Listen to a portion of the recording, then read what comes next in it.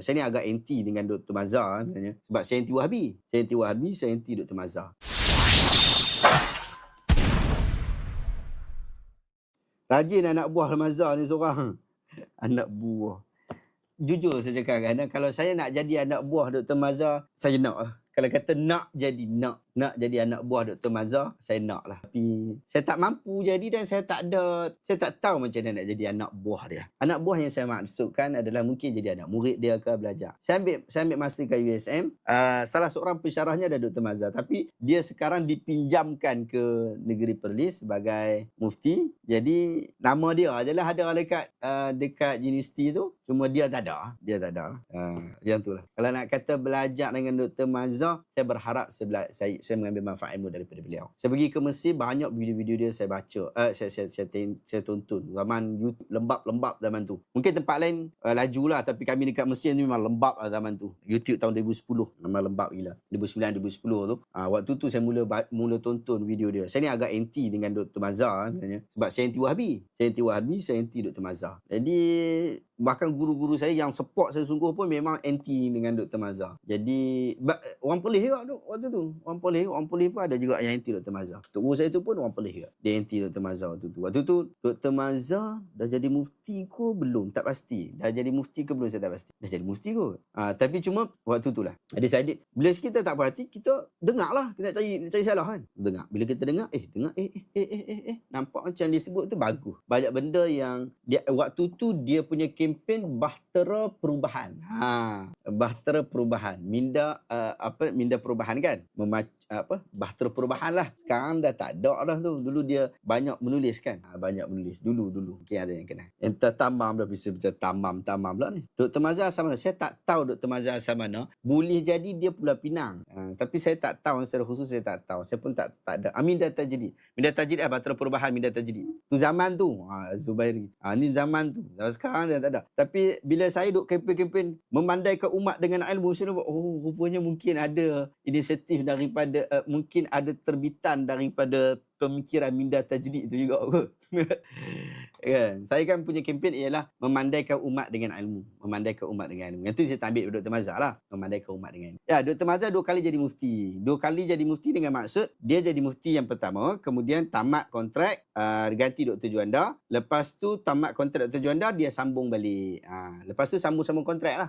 Sambung kontrak. Ustaz rapat ke dengan Dr. Mazhar? Saya rapat ke Dr. Mazhar? Allahuakbar. Hampa bagi soalan ni. Saya bagi tahu, saya sangat menghormati Dr. Mazhar. Bahkan Dr. Mazhar ni saya anggap dia sebagai salah satu tokoh ulama di Malaysia yang sangat-sangat berkaliber. Dan dia adalah seorang tokoh agama yang patut didukit lebih ramai lagi. Lebih banyak lagi. Dia ada legasi-legasi Dr. Mazhar lebih banyak yang kita nampak lah. Tapi cumanya saya suka kalau lebih banyak Dr. Mazhar dekat Malaysia ni. Saya anggap dia adalah seorang tokoh. Dan itu bukan membawa maksud saya memberi pujian berlebih-lebihan kepada beliau. Tidak ada maksud puji-pujian lebih kepada beliau. Bahkan banyak juga pendapat beliau yang saya berselisih dengannya. Banyak lah. Kalau isu non-Muslim, banyak yang saya berselisih dengan dia. Macam isu, maksudnya hubungan kita dengan non-Muslim, banyak isu yang saya berselisih. Bukan takat dengan dia saja, dengan ramai ustaz-ustaz yang lain pun banyak saya berselisih juga. Betul tak? Macam isu yang sebelum ni pergi ke kuil, dakwah di kuil, bukan pergi dakwah dengan maksud nak ajar orang kuil tu masuk Islam. Yang isu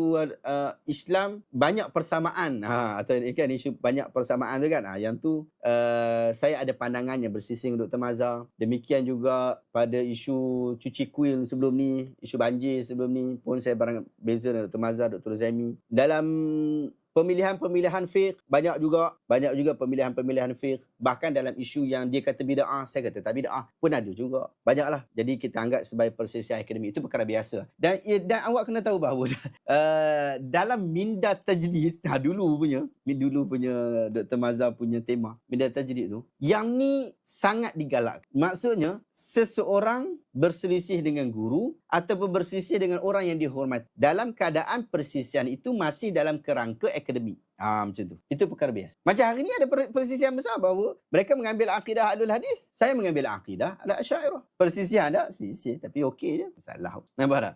Tapi begitulah keadaan dia. Ustaz pernah bertalaqi kitab dengan Dr. Mazhar ke? Tak pernah. Sebab tu tadi sebut pasal isu anak murid ke, pengikut ke, ataupun balaci ke apa, something like that lah. Saya pernah bertalaqi kitab dengan dia secara jaga. Tetapi dulu waktu YouTube dulu, dia adalah beberapa kitab yang dipakai untuk dia syarahkan dan saya mendengar. Tapi di YouTube saja. Jadi saya tak berani. Saya lama-lama pun kadang duk fikir, umur saya dah 35, saya duk fikir saya pun tak ada anak murid. Maksudnya anak murid yang betul-betul yang boleh membawa apa yang saya fahami secara khusus. Dan saya duk fikir mungkin tahun depan, tahun 2025, mungkin saya nak kena buat lah. Tapi biar saya habis dulu master. Saya duk fikir nak habis master dan juga PhD. Baik PhD mungkin ambil masa sikit, tapi saya habis master. Nak habiskan master saya dulu. Mungkin tahun depan atau tahun satu lagi. Habiskan master. Dah habis master tu saya ingat kita nak buat satu akademi yang lebih. Yang saya fokuskan untuk kita mencari legasi ataupun mencipta legasi-legasi. Itu kemudian insyaAllah. So, nak bagi ada anak murid.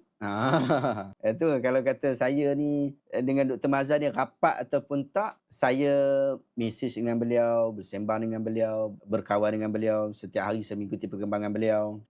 Tapi kalau nak kata rapat ni mungkin musafir dengan beliau, saya rasa saya tak pernah lagi musafir. Tapi berprogram dengan dia sangat-sangat selalulah, alhamdulillah. Saya mengharapkan dapat ilmu daripada pertemuan dengan orang-orang soleh. Bukan setakat Dr. Mazhar saja, Dr. Razami juga. Saya berkenalan lebih awal dengan Dr. Razami sebelum Dr. Muhammad Asy Zainal Abidin. Macam itulah. Tapi cuma nak kata rapat tu saya tak berani sebut lah. Saya ni nak rapat dengan siapa sebenarnya? Rapat dengan siapa? Saya tak adalah rapat dengan siapa, tapi saya anggap semua orang sahabat-sahabat saya. Cuma orang ni saya anggap sebagai guru-guru lah. Yang kita ambil manfaat. Bukan maksud saya pernah belajar dengan dia seterusnya. Tidak lah.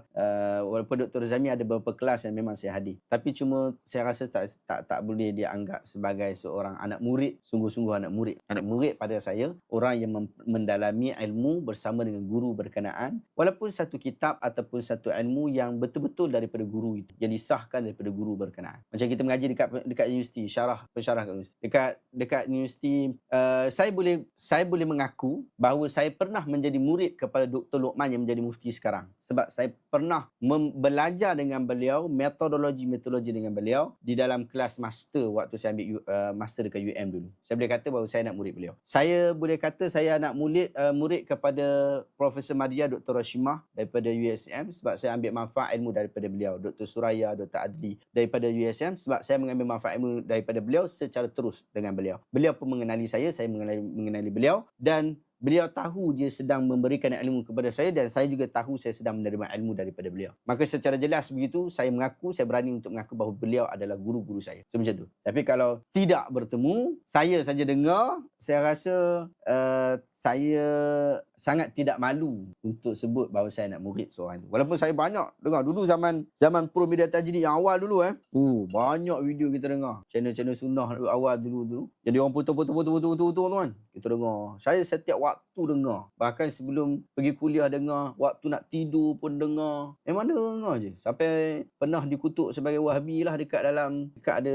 rumah sewa tu. Bukan rumah sewa saya ni, ada rumah sewa dekat sana ada satu rumah. Kalau anda belajar bahasa Arab Al-Quran sistem lama, ungkapan-ungkapan begini pasti anda akan selalu dengar.